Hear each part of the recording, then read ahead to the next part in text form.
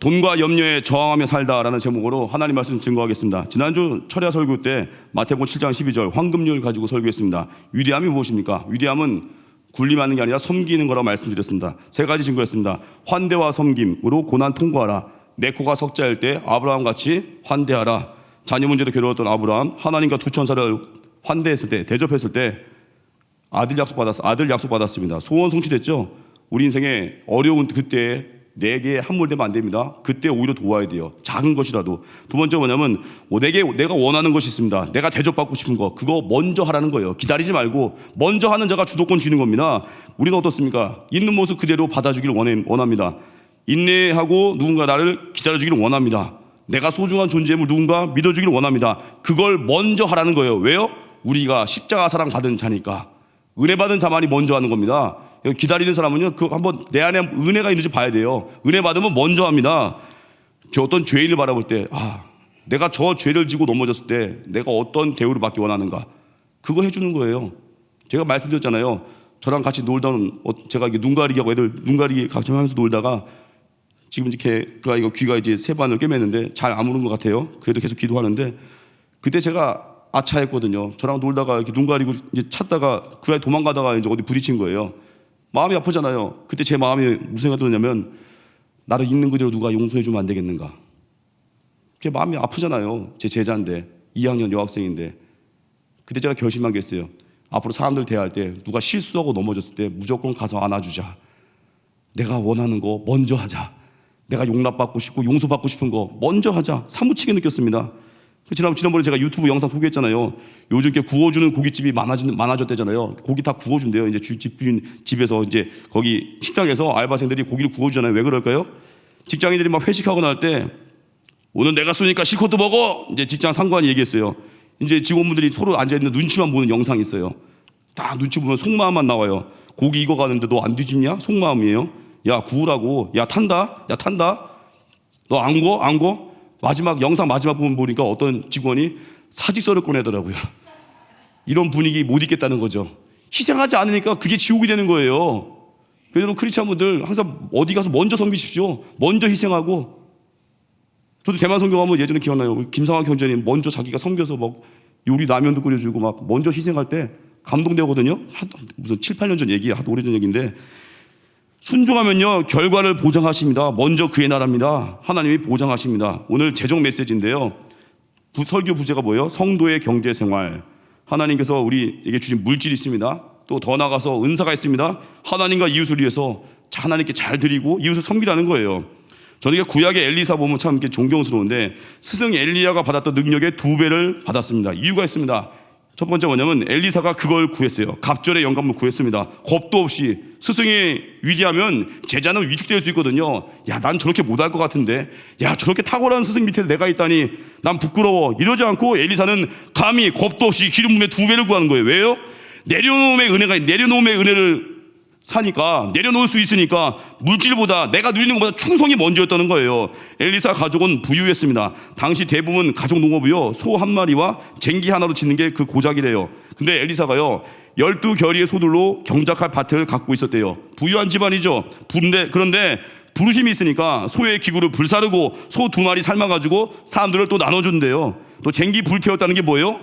농사를 그만두겠다는 그 의미 이상입니다. 유산을 포기하겠다는 거예요. 엘리사는 부유함을 내려놓고 부르심으로 갑니다. 양다리 걸치지 않는 거예요. 그러니까 어때요? 갑절의 영감을 구하잖아요. 기도에 불이 붙잖아요. 우리 인생도 부르심이 뭐냐면 각자 날량한 부르심이 있거든요. 내게 보낸 사명지가 있거든요. 우리 한 명 한 명이 다 직장 선교사입니다. 날 부르신 계획, 날 부르신 그곳 보내실 때 돈의 문제, 내가 누린 특권의 문제 매여있지 말라는 거예요. 내려놓을 줄 알고 달려가면 기도에 불이 붙는 거예요. 또 엘리사는요 쟁기 불태워서 농장 주인 자리를 사직합니다. 그리고 엘리야에게 수습교육 받기 위해서 남부럽지 않은 자리를 포기한 거예요. 하루아침에 맨 밑바닥으로 내려간 거예요. 결제 서류 도장 찍던 자리에서 이제는 어때요? 커피 타고 복사하는 위치로 내려가 버린 거예요. 수습생으로 아무도 반기지 않는 직무를 엘리사가 맡으니까 어때요? 아무도 원하지 않는 일을 맡아서 했을 때 모두가 원하는 직무를 맡게 되잖아요. 우리 낮아짐이 능력입니다. 어딜 가든지 이런 엘리사의 태도예요. 낮아질 수 있는 거, 특별히 우리가 내려올 수 있는 거, 물질의 영역에 있어서 과감하게 하나님 나라 위해서 드릴 수 있고, 물질의 영역이 있어서 내 특권이 있어서 그거 내려놓을 수 있을 때요, 기도에 불이 붙습니다. 그리고 삶의 영향력이 커져버리는 거예요. 그래서 우리 신앙생활 할 때 내가 만든 신 있죠. 예전에 팀 켈러 목사님이 쓰신 책 내가 만든 신, 하나님 자리에 다른 것을 놓지 말라는 거예요. 순서가 바뀌니까 삶이 엉켜버린 거예요. 이 시대는 돈신이 우상될 때가 많습니다. 보험금 타내려고 생명 경시하기도 하고 탐심을 버려야 됩니다. 신앙은 뭐예요? 주님께 붙들려가는 삶. 저는 오늘 그 일 동안 안 했지만 시편 139편 이 찬양 너무 좋습니다. 나를 창세전부터 계획하시고 지금까지 인도하시나, 이러잖아요. 이렇게 주님께 붙들려가는 거. 이끌림 받으면 미래 염려 안 합니다. 내가 미래를 만들어 가려니까 염려하는 거예요. 붙들림 받고 순종하잖아요. 미래는 하나님의 땅입니다. 하나님의 부르심이에요. 우리는 그래서 평안한 가운데 달려갑니다. 오늘 재정에 대한 인도하심인데요, 3가지예요. 첫 번째 탐심 버리라는 거예요. 두 번째 염려 말라. 세 번째 힘써주라. 다 아는 메시지인 것 같지만 오늘 반복적인 메시지가 들려질 때 내가 어느 부분에서 깨져야 될지 그걸 듣고 구하십시오. 첫 번째 탐심 버리라는 거예요. 미국의 가정문제 그 전문가인 델로라스 큐라라는 분이 이런 얘기했어요. 남자의 58%, 여자의 66%가 돈 문제가 자기 가정의 가장 큰 문제라는 걸 얘기했다는 거예요. 또 통계적으로 보면 부부싸움의 70%가 돈 때문이라는 그 통계가 있다고 합니다. 수입이 모자란다, 그것 때문에 싸운다는 거예요. 또 이제 노년이 되었을 때 이제 남편이 돈 많이 못 벌어오면 갑자기 남편은 기가 죽어버리고 그것 때문에 관계도 애매해져 버리고. 여러분, 제임스 패터슨이라는 분이요, 사람들이 돈을 벌기 위해서 어디까지 희생할 수 있는가를 조사했습니다. 만약 당신이 200만 달러를 벌 수 있다면 어때요? 200만 달러? 25억 정도 하죠. 한 가정이 평생 먹고 사는데 별 지장이 되지 않습니다. 200만 달러를 벌 수 있다면 당신은 무슨 일까지 할 수 있는가? 그런데 25%의 사람들은요, 온 가족을 버릴 수 있대요. 또 여성의 25%는요, 매춘부가 되어도 좋다고 했습니다. 7%의 사람들은요, 사람을 죽일 수도 있다고 했습니다. 가슴 아픈 현실이죠. 많은 사람들이 돈만 생기면 어떤 일이든지 하겠다는 그런 사람들이 많아진 거예요. 더 중요한 건 돈 때문에 사람도 죽일 수 있지만 돈 때문에 죽고 싶은 사람이 2배가 넘는다는 거예요. 이 시대에 많은 사람들의 가장 큰 고민은 어찌 보면 돈 아니겠습니까? 돈 때문에 뭐 자녀 교육도 괴로워하고, 돈 때문에 직장 안 되고 이리저리 막 옮겨 다녀야 되고. 이 시대, 이런 의미에서 돈은 이 시대의 우상, 이 시대의 신이 돼버린 거예요. 왜 이렇게 돈이 우리 삶을 강력하게 지배하게 되었습니까? 돈이 정말 파워가 있겠습니까? 대부분의 갈등, 분열, 싸움, 고민이 돈 때문에 온다고 합니다. 여기에 대해서 예수님이 가르치셨습니다. 예수님이 돈에 관해서 얼마나 그 말씀을 많이 하셨는지 조사 연구한 것이 있습니다. 신약성경에 보면 믿음에 관한 말씀이 215개, 구원에 대한 말씀이 218개, 돈에 대한 말씀이 2084개라고 누가 또 조사했어요. 또 이것까지. 예수님의 비유가 38개 있는데 16개가 돈에 관한 이야기라는 거예요. 왜 예수님이 이렇게 돈 얘기 많이 했겠습니까? 돈 이렇게 긁어먹으려고요? 절대 아니죠. 너무 많은 사람들이 마음이 돈에 묶여 있다 보니까 그것을 치료하려고 그렇게 많은 말씀을 돈에 대해서 예수님이 할애하신 겁니다. 그 수많은 예수님의 돈에 대한 말씀 중에 어떻게 보면 오늘 읽진 않았지만 마태복음 6장 24절, 너희가 하나님과 재물을 겸하여 섬길 수 없다는 거 핵심 아닙니까? 오늘 본 본문과 같은 내용이지만 하나님이 우리를 성장시키기 위해서요, 고난을 주실 때가 있습니다. 연단을 성장해서 연단시킵니다. 닫힌문, 특별히 고난은요, 닫힌문이에요. 가고자 하는데 막혀 있어요. 어떤 사람은 겸손의 영역에서 성장을 해야 돼요.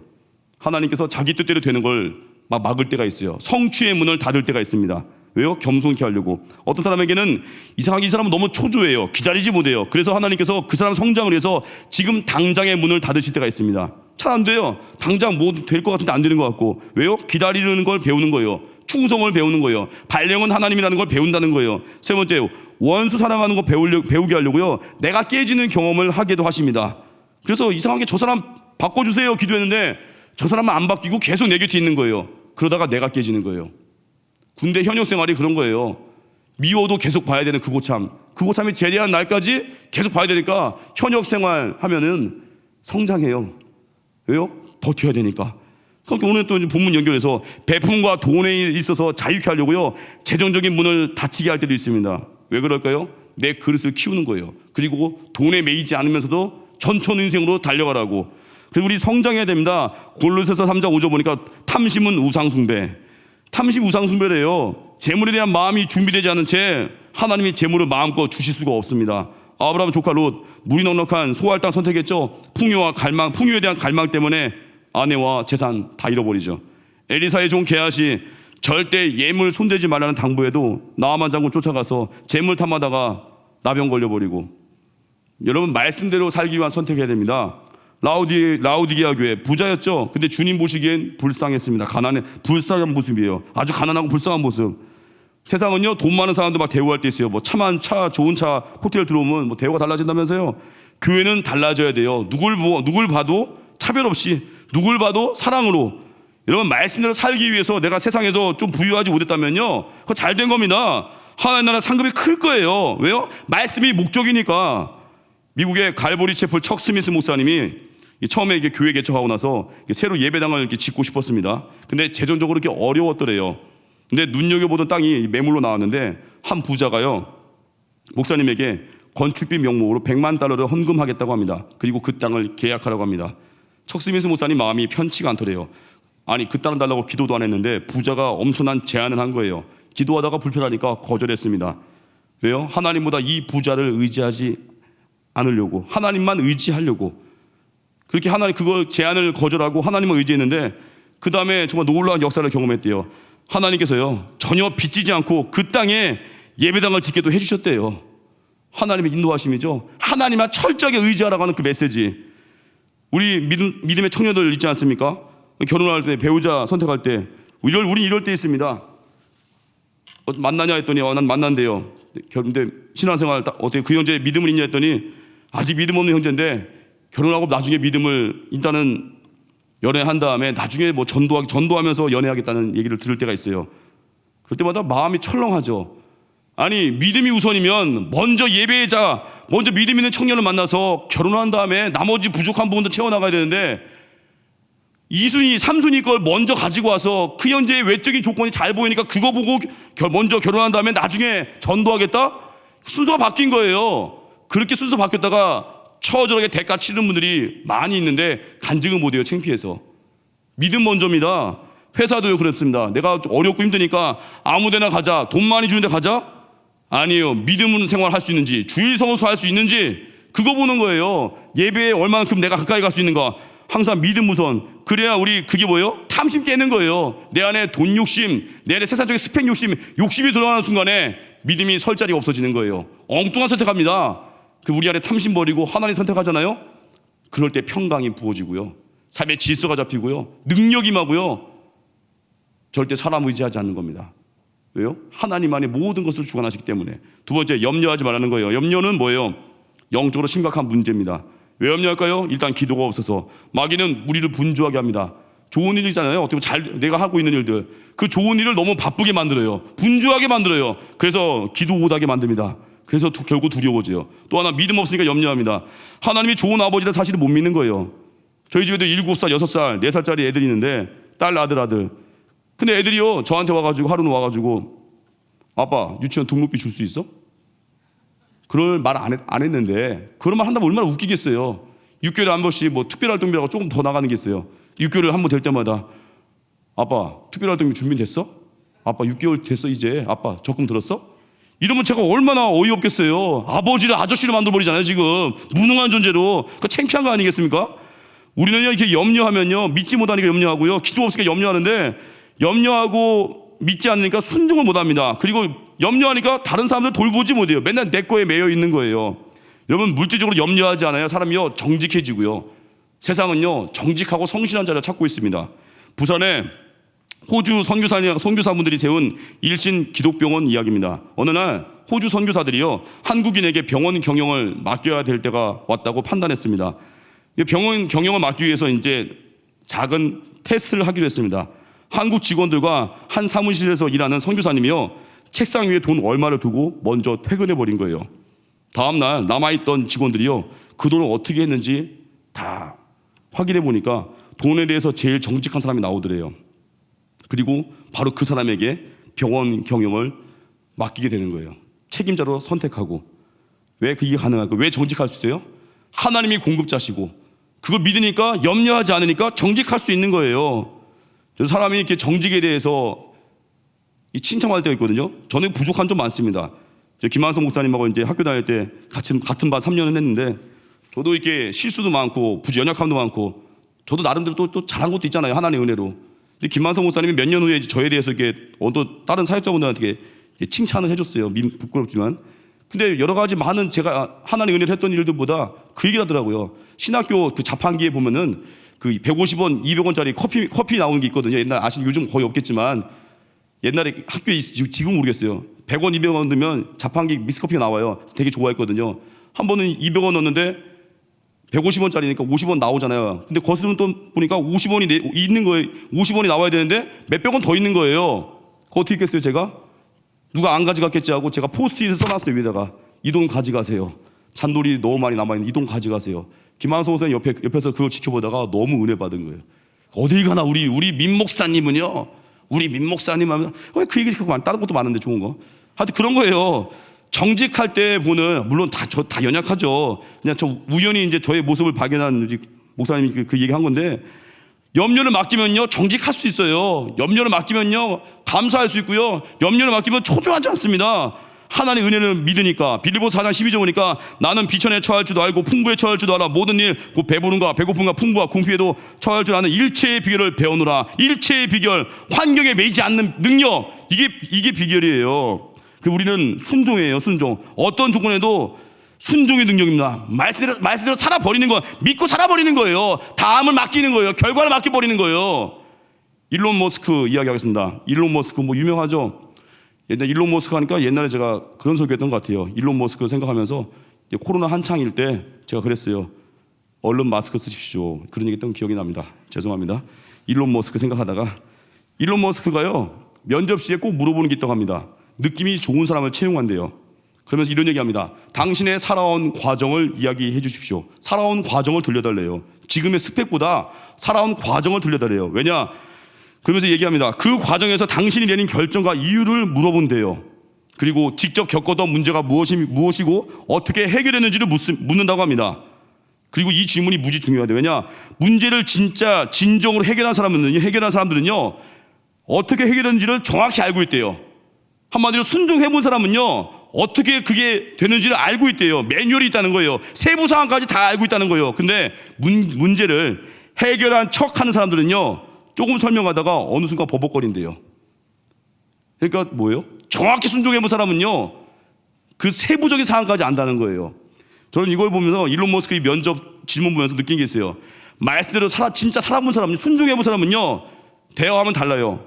첫 번째가 뭐냐면 은혜의 힘을 말합니다. 대화가운데 항상 은혜예요. 주님이 하셨대요. 왜냐? 충성과 사랑이 내 힘으로 안 되거든요. 하나의 은혜 주셔야 되거든요.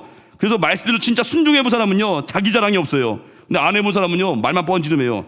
나 뭐 이것저것 다 해봤어. 말만 뻔지름해요. 근데 두 번째는요 살아본 사람은요 순종해본 사람은요 감격을 전해요. 왜냐? 현장에서 직접 살아봤으니까, 체험을 해봤으니까.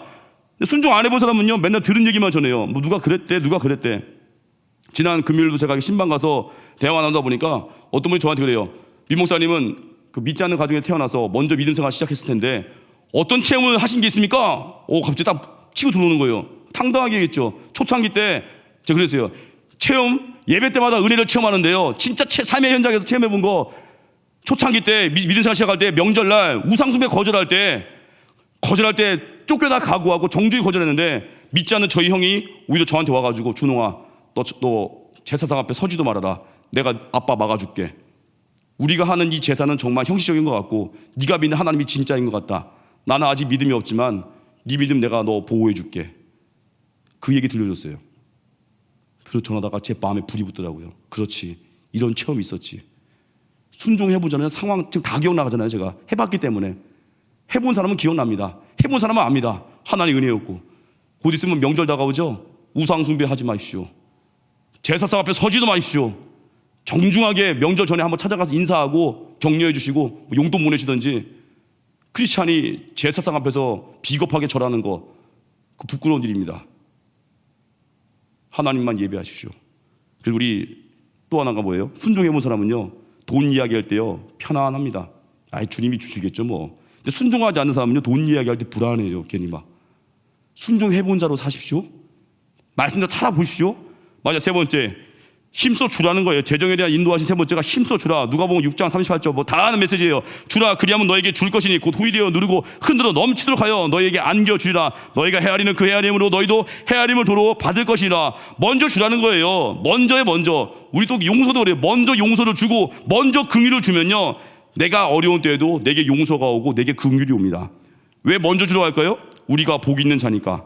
돈이 있으나 없으나 우린 이미 복 있는 사람, 우린 복의 통로예요. 우린 복의 근원이요. 복의 근원입니다. 그래서 어떤 회사가 좋은 회사예요? 내가 가는 회사가 좋은 회사 되는 거예요. 왜요? 내가 복의 근원이니까. 어떤 가정이 좋은 가정 되는 거예요? 내가 가는 가정이 좋은 가정 되는 거예요. 여러분 그런 자부심 갖고 사십시오. 환경 아닙니다. 이 회사는 연봉이 이렇고 이 회사는 연봉이 이렇고 저 회사는 이게 좋고 그 문제 아니에요. 믿음의 사람이 들어가서 예배를 심고 기도하면요 좋은 회사 되는 거예요. 그거 믿으십니까? 그게 복의 통로입니다. 존 웨슬리 얘기하겠습니다. 순회 목사님이고 5교회 설교도 하고 감리교 운동으로 유명하죠. 존 웨슬리. 근데 이 존 웨슬리는요 기부하는 사람으로도 더욱 훌륭했다고 합니다. 단순한 3대 표가 있대요. 존 웨슬리. 벌 수 있는 대로 벌어라. 저축할 수 있는 대로 저축하라. 바칠 수 있는 대로 바쳐라. 세 번째가 핵심이에요. 모으는 것보다 이제 선실하는 거. 이 존 웨슬리는요 수입이 늘어도요 생활 수준 높이는 건 좀 약하게 했대요. 검소하게 살면서요. 우린 그러잖아요. 수입이 좀 늘면 200에서 300이 되고 300에서 400이 되면 어때요? 늘어나니까 생활 수준 높일 수 있잖아요. 뭐 집도 더 넓은 데 가려고 하고 뭐 그럴 수 있습니다. 하나님 주신 거니까. 근데 존 웨슬리 원칙이 뭐냐면은 나는 검소하게 살면서 남긴 돈 일체를 하나님께 바친다는 거예요.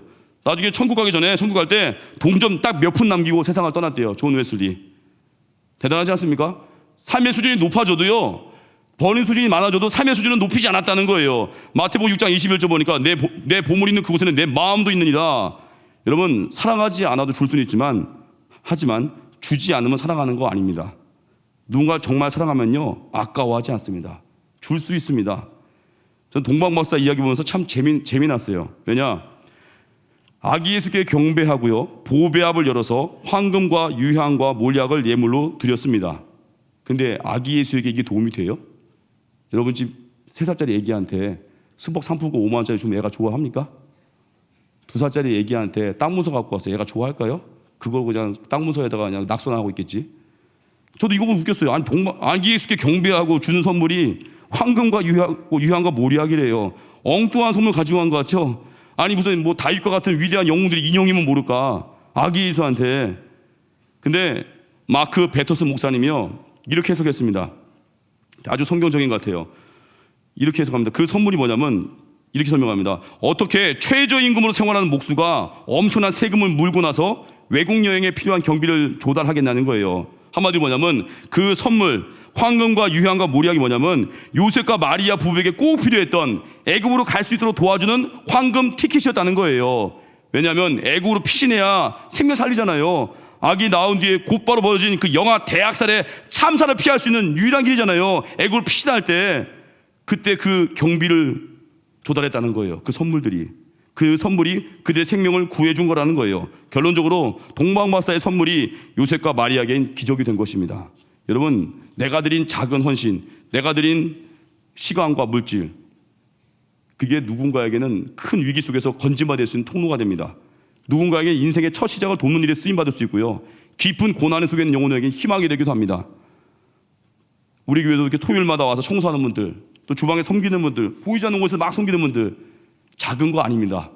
그 헌신이, 그 일들이 누군가에게는 엄청나게 위로를 줄 수 있고요. 지난 주일이었나요? 제가 부끄럽지만 부끄럽기보다도 제가 초등부 사역을 하고 있잖아요. 초등부 사역하면 정말 감사한 게 뭐냐면 이거예요. 아이들이 이제 1년 한 9개월 지났죠. 제가 초등부 간지. 아이들이 찬양 소리가 정말 의리롭게 막 할 때가 있습니다. 지난 주일도 좀 그랬던 것 같아요. 막 떼창하듯이 되게 열심히 찬양했는데 초등부 예배 끝나고 제가 미스바 지나가는데 미스바 주방에서 섬기시는 요리하시는 남자 집사님이 그런 얘기를 하더라고요. 목사님, 초등부 아이들 찬양 소리가 이렇게 많이 울려서 나갔나 봐요. 복도 쪽 타고 나갔나 봐요. 초등부 아이들 찬양이. 근데 그리스도인 얘기예요. 목사님, 초등부 찬양을 듣다 보니까 찬양 눈물이 날 것 같다는 거예요. 근데 그분의 표정을 봤더니 힘이 난다는 거예요. 자, 이렇게 주방에서 헌신하고 땀 흘려 봉사할 때, 물론 하나님 위로도 은혜도 받겠지만 한 곳에서 울려 퍼지는 그 어린아이들의 찬양이 자기에게 힘이 된다는 거예요. 내가 하는 헌신 절대 작은 거 아닙니다. 내가 드리고자 하는 그 작은 물질 작은 거 아닙니다. 누군가에겐 엄청난 위로가 될 수 있고 힘이 될 수 있습니다. 우리 인생에 그래서 변화가 필요해요. 재정적인 변화, 또 품성의 변화, 지금 하고 있는 충성에 더 농도 높이는 것 언제 가능할까요? 예수님 만나야 돼요. 위기 상황, 절박함이 예수님 깊이 만나는 곳입니다. 나의 헌신이 달라지고요, 드림이 달라지고요. 삭개오 어떻습니까? 예수님 보고자 하는 그 갈망 가운데 정장 차림으로 뽕나무 위에 올라간 삭개오에게 예수님이 내가 너네 집 머무를게. 중풍병자의 친구 4명이 병자를 예수님이 계시던 집에 데리고 와서 지붕 뚫고 병상을 달아내리잖아요. 절박하게 갈망하는 사람들, 주님이 병자 고쳐주잖아요. 하나님은요, 절박하게 하나님을 갈망하는 사람, 또 나무 위에도 오르기도 하고 군주도 갑대로 몸싸움도 하고 파티도 망쳐버리는 그 영적 무법자들을 지금도 여전히 높여주십니다. 그래서 우리 신앙생활 편안한 때에 하나님 발견하기 어려울 때가 많습니다. 그런데 내가 망가졌을 때 불편한 자리에서 하나님께 매달리면요, 은혜가 임하고 치유가 있습니다. 지난 초등부 설교 때 제가 이런 얘기 했습니다.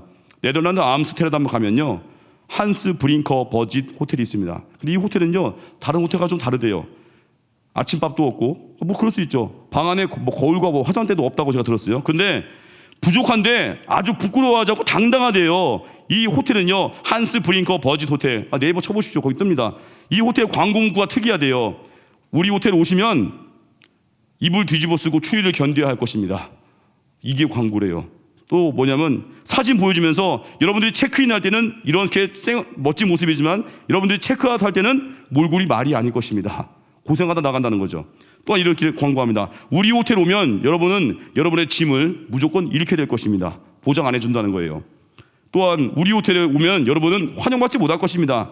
우리는 환영 안 해주는 게 특기입니다. 그리고 여러분, 커튼을 젖혀봐야 건물에 가려서 볼 곳이 없습니다. 전망 좋은 방을 기대하지 마십시오. 그리고 이럽니다. 뭐 대단한 걸 기대하지 마세요. 원래 집이란 그런 거 아니겠어요? 그런데 이렇게 광고하고 또 저렴한 가격으로 내건 이 호텔이요, 예약이 안 된대요. 하도 인기가 있어가지고.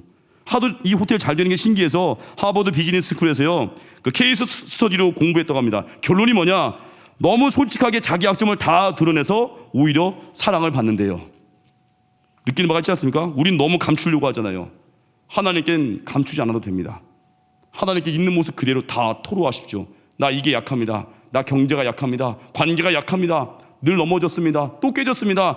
다 토로하면요, 아니 심지어 그 호텔도 자기 약점을 다 드러낼 때 전 세계 사람들이 사랑해 주잖아요. 하나님이 우리 못난 부분 다 얘기했는데 우리 버리겠습니까? 다시 안아주시고 품어주시고, 그게 십자가 능력입니다. 결론이에요. 재정적인 어려움이 있고 삶의 고난의 무거움이 있고 버거울 때 하나님 갈망하십시오. 첫째가 뭐예요? 탐심 버리라는 겁니다. 하나님보다 돈 의지하지 마십시오. 철저한 주일성수 생활, 11조 생활, 재물의 복은 소유 개념 아닙니다. 통로 개념이에요. 작은 것도 흐르게 하는 겁니다. 두 번째, 염려하지 마십시오. 우리 아버지 하나님 되십니다. 아버지세요. 필요를 아십니다. 눈물을 아십니다. 염려 맡기고 다음을 맡기고 헌신하십시오. 그리고 힘써 주십시오. 움켜진 사람이 많이 가졌는데 움켜쥐고 있잖아요. 그 사람 거지예요. 계속 내 삶의 수준을 높이지 말고 헌신의 수준을 높이십시오. 언제 감사가 커져요? 저 어느 직장인의 고백을 들어봤어요. 월급 나오고 첫 주, 두 주는요, 돈 잘 쓴대요. 월급 나오고 이제 돈이 많이 있으니까 마지막 주 가면요, 돈이 이제 없어지잖아요. 근데 묘해요. 그때 감사가 제일 많이 나온대요. 돈이 없어지니까 타먹는 커피도 감사해지고요. 월급 날 이제 며칠 안 남았어. 그걸 기다리면서 막 감사가 넘치더래요. 경험하신 분들 있죠? 마지막 주에 삶을 가지고 살아보십시오. 그리고 이웃을 위해 베풀고, 이번에 뉴스 보니까 며칠 전에 생활비 아껴서 모은 돈 5천만 원을 수원 광교 이동 행정복지센터에 몰래 얼굴 가리고 자기 안 밝히고 5천만 원 이제 기부하고 가신 분이 있어요. 그분의 고백이에요. 편지 썼더라고요. 저는 하나님 믿는 사람인데요, 코로나로 어려운 가정들에게 도움이 되었으면 합니다 라고 하면서 5천만 원 주고 갔대요. 근데 그 5천만 원은요, 넉넉해서 준 돈이 아니라 아껴서 모은 돈이에요. 자기 삶의 수준을 높이지 않고. 코로나 전에 어떤 분이 저한테 그래요. 목사님, 미 목사님은 선교 이렇게 우리 교회 교육자분들 다 선교 많이 가잖아요. 저도 선교 갈 때 코로나 전에 이렇게 해외 선교도 좀 많이 가고 할 때 누가 저 질문합니다. 목사님, 뭐 믿고 이렇게 선교 열심히 가세요? 받침이 되냐 이거죠, 재정적인. 제가 그 얘기했어요. 저 차 안 굴리거든요. 좀 낮게 살거든요. 낮춰 살거든요. 두 마디 해주니까 더 안 묻더라고요. 오늘도 저 인천 쪽에 신방 가야 되거든요. 어느 권사님 요청으로 불신자 누구 전도해야 된다고 지하철 타고 1시간 반을 가야 돼요. 설레임 속에 갈 것입니다. 우리 결론입니다. 항상 주님 안에서 탐심 버리고 염려하지 않고 힘써 주십시오. 부족함을 느낄 때 감사가 있고요. 흐르게 할 때 능력이 맙니다. 자리에 일어나겠습니다. 내 삶을 깨뜨립니다.